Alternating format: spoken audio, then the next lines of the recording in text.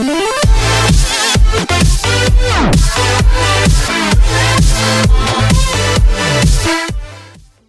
People, it's me Hamzain, you are watching HTX। Welcome back to the channel. कैसे हैं आप सब? ठीक ठाक हैं। आज के तमाम वीडियोस जो हैं वो पॉलिटिक्स पे हैं और उसकी वजह ये है कि इतना कुछ चल रहा है, समझ ही नहीं आ रही किस किस पे बात करें। बहुत सारे ऐसे टॉपिक्स हैं जो मैं छोड़ भी देता हूँ, लेकिन ये ऐसा टॉपिक था जिस पे मैंने कहा देर से ही सही लेकिन बात ज़रूर करनी है। और वो ये है कि पाकिस्तान में जो रीसेंट एक टेररिज्म की आपको वेव नज़र आ रही है, मतलब जिस दिन से पाकिस्तान ने कहा है अफ़गान इलीगल इमिग्रेंट्स, मैं फिर से इस पे ज़रा जो है ना ज़ोर डालूँगा, इलीगल इमिग्रेंट्स, ठीक है।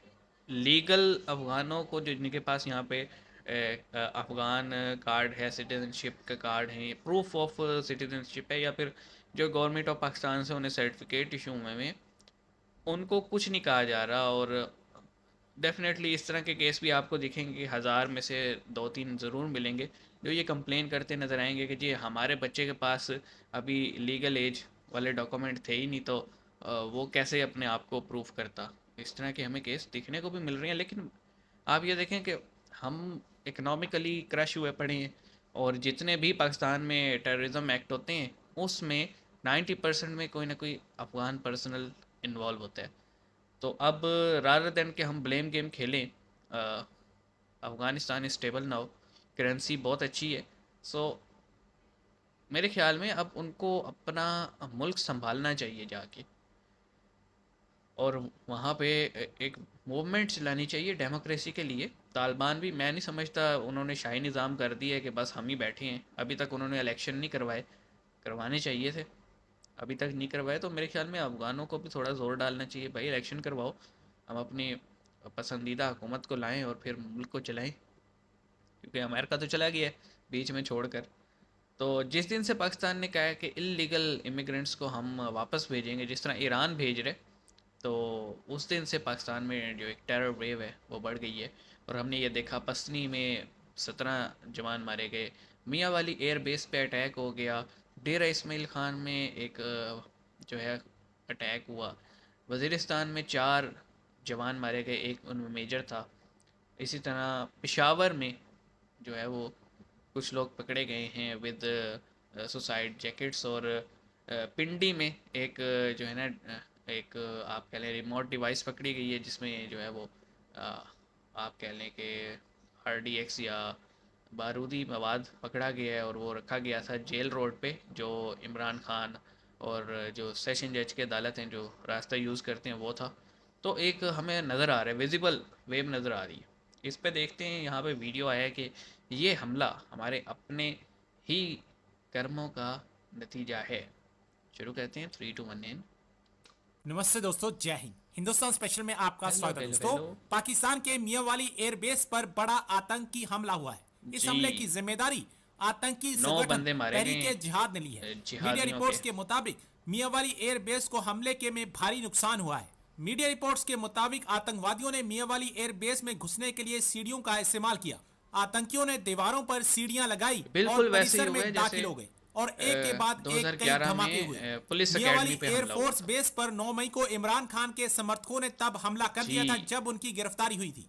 इमरान खान के समर्थकों ने बेस पर आगजनी की थी। गिरफ्तारी से नाराज समर्थकों ने एक एयरक्राफ्ट को भी आग लगा दी थी। तहरीके जिहाद एक आतंकी संगठन है जिसके बारे में बहुत ज्यादा जानकारी मौजूद नहीं तहरीक है। जिहाद। तहरीके जिहाद पहले चमन, बोलान, सवात के क्षेत्र कबल और लकी मरूद में हमलों की जिम्मेदारी ले चुका है। अब वो लेकिन मियाँ कई वाली तक मीडिया आ गया। रिपोर्ट्स में दावा किया गया कि यह संगठन कई हमलों में शामिल नहीं था, मगर इसने हमले की जिम्मेदारी ले ली। पाकिस्तानी मीडिया ये चर्चा कर रहा है कि ये हमारे अपने ही कुकर्मों का फल है।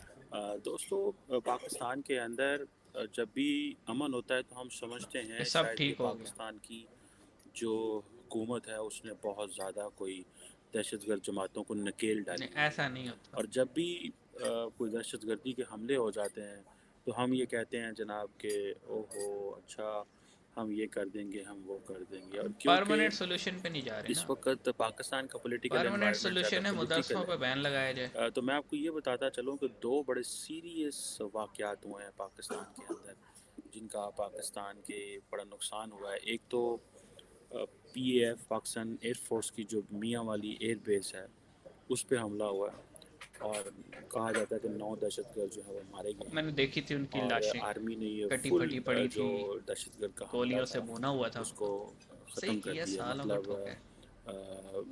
जिसे वो कहते हैं ना, वो कोई नुकसान नहीं पहुंचा सके। जबकि बलूचिस्तान के अंदर 17 फ़ौजी जो हैं वो पाकिस्तान की फ़ौज के शहीद हो गए हैं। एक तरफ वो हमारे एयरफोर्स पे हमले कर रहे हैं। भारत जो है वो हर रोज़ अपनी एयरफोर्स की तादाद और उसकी ताकत बढ़ाने के लिए फ़्रांस से और दुनिया से जो है वो असला ख़रीद रहा है।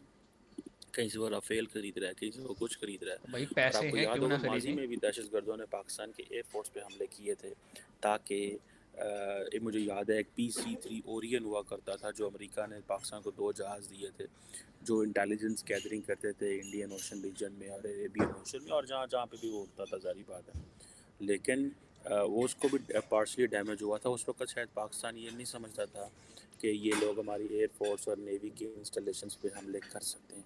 बहरहाल उन्होंने किए और उन्होंने बताया है कि we are among you, we are sitting within you, हम आपके अंदर ही बैठे हुए हैं। ये जो हमला हुआ है ना भाई, ये बिल्कुल वैसे ही हुआ है जैसे 2011 में पुलिस एकेडमी का हमला हुआ था, या फिर 2009 में कराची के बेस पे हमला हुआ था। एग्जैक्टली वैसे ही हुए। उसी तरह सीढ़ियाँ लगाई, उसी तरह उन्होंने गेटअप किया हुआ था आर्मी पर्सनल्स का, कि मतलब देख के पता नहीं लग सकता था कि इनमें से मतलब आर्मी का बंदा कौन है। और ये पहचाने इसलिए गए क्योंकि इन्होंने एयरफोर्स बेस पे हमला किया आर्मी की यूनिफॉर्म में। और इस वजह से उन्हें फिर ट्रैक किया गया। और जब ये हमला वगैरह हुआ तो जो नॉन ऑपरेशनल एसेट थे जो खड़े होते हैं दिखाने के लिए, या वो जो विजिट्स के लिए बच्चे बच्चे आते हैं, उन जहाज़ों को नुकसान पहुँचे। और 9 बंदे थे ये। मेरे ख्याल में 4-5 घंटे ऑपरेशन जारी रहा है और इन 9 के 9 को ठोका गया। अब देखें, जो फुट सोल्जर होते हैं ना, उसको तो आप ठोक दोगे, मारा भी जाएगा, आप जश्न भी मना लोगे। द पॉइंट इज़ कि ये लोग आ कहाँ से रहे हैं, इनको शय मिल कहाँ से रही है, कौन सी ऐसी फैक्ट्री है जहाँ पे ये जिहादी बनते हैं। और वो हर गली में मौजूद है। वो ऐसे मदरसे हैं, मैं बाय नेम मुल्तान में ऐसे कई मदरसे हैं जिनको हम बता सकते हैं कि भाई ये जो पर्टिकुलर मदरसा है ना, यहाँ पे सही तालीम नहीं दी जा रही और यहाँ पे एक्टिविटी होती है, सबको पता है। लेकिन बात वही है कि वो जो कट्टर ज़हनियत के लोग हैं, अहले मोहल्ला और वो सारे नेबरहुड वाले, वो खड़े हो जाते हैं। फिर क्या ही करेगी फोर्सेस। तो मेरे ख्याल में हमें रिफ़ॉर्म करने की ज़रूरत है। मेन स्ट्रीम में लेके आएँ, मदरसों को चेक एंड बैलेंस रखें, क्या पढ़ा रहे हैं, किस लिए पढ़ा रहे हैं। और ये जो हर वक्त जिहाद जिहाद जिहाद करते हैं, अभी आप देखें ना, इसराइल और पैलेस्टाइन का मैटर है, लेकिन रैलियाँ यहाँ पे निकल रही हैं, अल जिहाद अल जिहाद। भाई हुकूमत पाकिस्तान अनाउंस करेगी ना जिहाद करना है या नहीं, तुम खुद से कैसे कर सकते हो। TTP हो गई, BLA हो गई, अब ये नई निकल आई है जनाब, तहरीक जिहाद। इनका एक ही हल है, जब तक हम जड़ नहीं काटेंगे तब तक ये आते रहेंगे।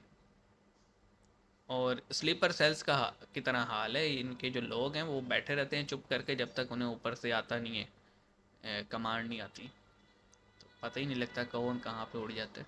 बहरहाल, मेरी देखने वालों से ये गुजारिश है कि अपने बच्चों पे ज़रा गौर किया करें, किससे मिलते हैं, कौन सी मस्जिद में जाते हैं, कौन से मदरसे में हैं। अगर उसमें सडन कुछ चेंजेस आ रही हैं बिहेवियर में और एकदम से वो थोड़ा कट्टर हो गया है, तो भाई गड़बड़ है, ध्यान दो। मिलते हैं, अपना ख्याल रखना। सी यू गाइस।